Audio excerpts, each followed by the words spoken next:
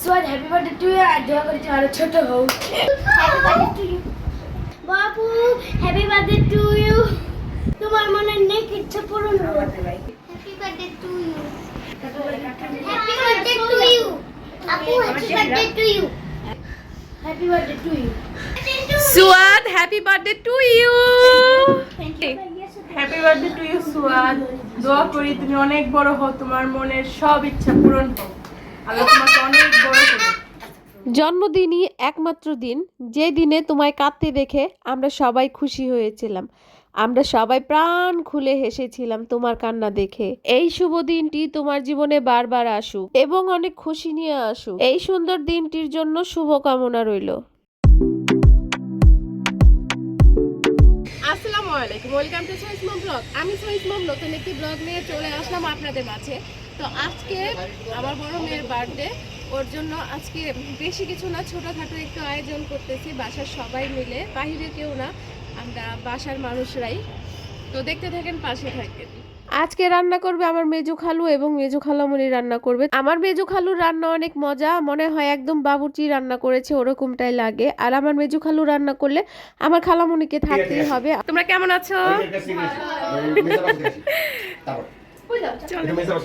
আজকে আমার বড় মামনির জন্মদিন, সেই উপলক্ষেই ওর বান্ধবীরা চলে আসছে। ওর বান্ধবীরা একটু আগেই চলে আসছে। এর মধ্যে আমাদের রান্নাবান্না কিছুই হয় নাই, আর ওদের যেহেতু সামনে পরীক্ষা তাই ওদের একটু তাড়া বেশি।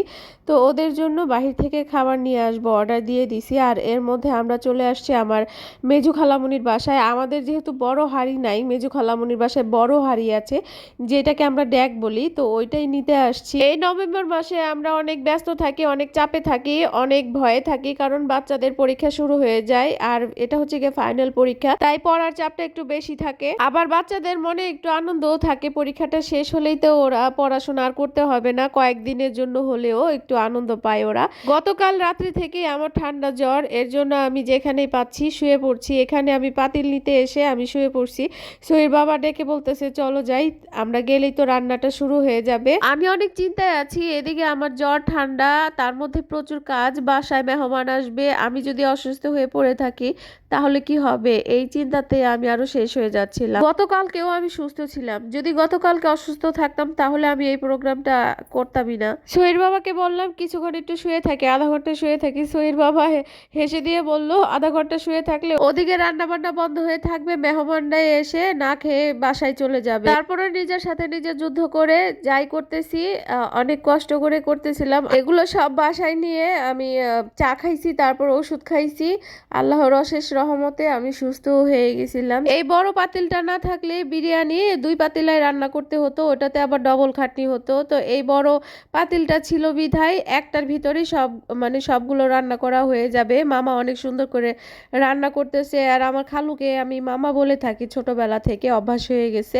আর এখানে জহুরা, সোহি, ওরা সবাই সুন্দর করে সাজুগাজু করে রেডি হয়ে গেছে। এর মধ্যে পার্সেল করা খাবারটাও চলে আসছে। ওদের জন্য গ্রিল আর নান অর্ডার করছিলাম, ওদেরকে জিজ্ঞেসই করছিলাম তোমরা কি খাবা, তো ওরা এই খাবারটাই খেতে চাইছে, তাই এই খাবারটাই অর্ডার করেছি। ছোট মানুষ, ওদের রাত করে বাড়িতে পাঠানো যাবে না, বেলা থাকতে ওদেরকে বাড়িতে পাঠাই দিব। ওরা আমার বিগ ফ্যান, টপ ফ্যান, ওরা আমার সবগুলো ভিডিও দেখে। ওদেরকে খাবার দিয়ে আমি উপরে চলে যাব, আমার সামনে ওরা খেতে পারবে না, ওরা অনেক লজ্জা পাচ্ছে, লাজুকবতী লতা ওরা।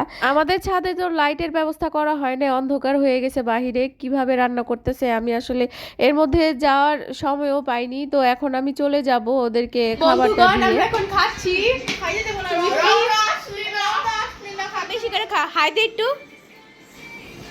আমার আরো বোনরা চলে আসছে, ওরা আমার বড় আপুর রুমে বসছে। কাজ করতে হবে বলে আমি ভয়ে 2টা নাপা ট্যাবলেট একসাথে খেয়ে নিছি, কিন্তু আমার তেমন কাজ করতেই হলো না। যেখানে আমার মা আছে, আমার বোন আছে, আমার খালামুনিরা আছে, সেখানে আমার আসলে ওরকম কাজ করতে হয় না, তারাই আমার কাজগুলো করে দিছে। বিরিয়ানি হয়ে গেছে, এটা হচ্ছে গিয়ে চিকেন বিরিয়ানি। আগে বাচ্চাদের খেতে দিছি, ওদের খাওয়ার পর এখন আমরা খেয়ে নিব।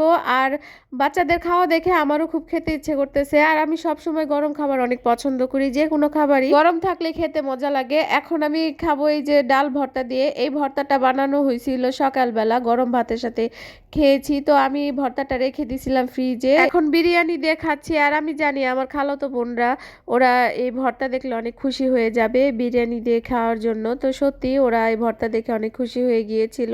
তো আমরা সবাই মিলে খাচ্ছি আর সবাইকে ক্যামেরার সামনে তো আনবো না, এর জন্য শুধু আমার খাবারটাই দেখাচ্ছিলাম। আমাদের খাওয়ার পরপরই চলে আসলো আপন, ঐশী আর আলিফ। ঐশী হচ্ছে কি আমার খালাতো বোন, আপন হচ্ছে আমার খালাতো ভাই। তো ওদের পরীক্ষার জন্য ওরা টিচারের কাছ থেকে পড়ে তারপর আসছে। এখন বাজে রাত 8টা। খালা বান্ধবী ফ্রেন্ডের মতো আমাদের মতোই, আমরা যেমন আমার খালাদের সাথে একদম বান্ধবীদের মতো বিহেভ করি, তো ওরাও ওরকমই বান্ধবীর মতোই থাকে।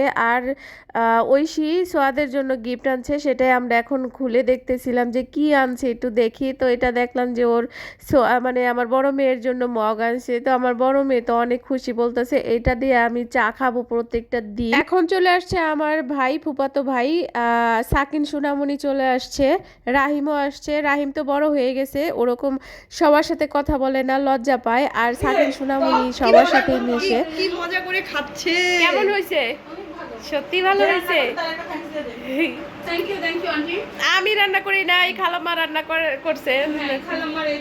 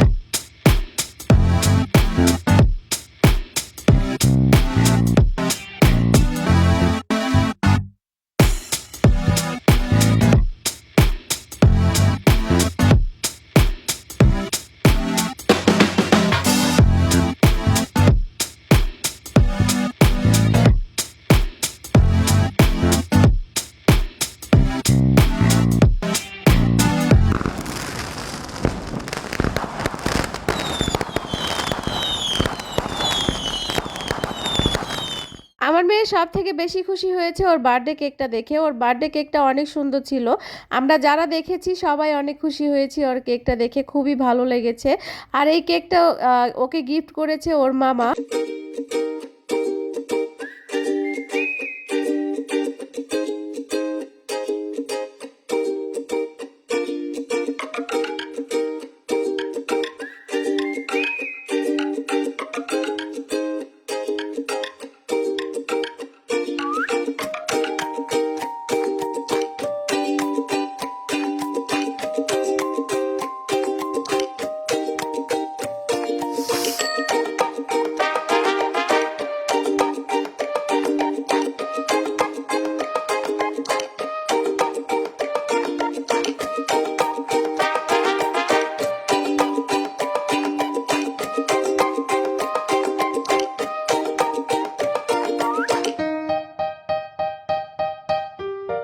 ইনি হচ্ছে সবার শেষের মেহমান, সে সবার শেষে আসছে, তাকে এখন খেতে দিছি।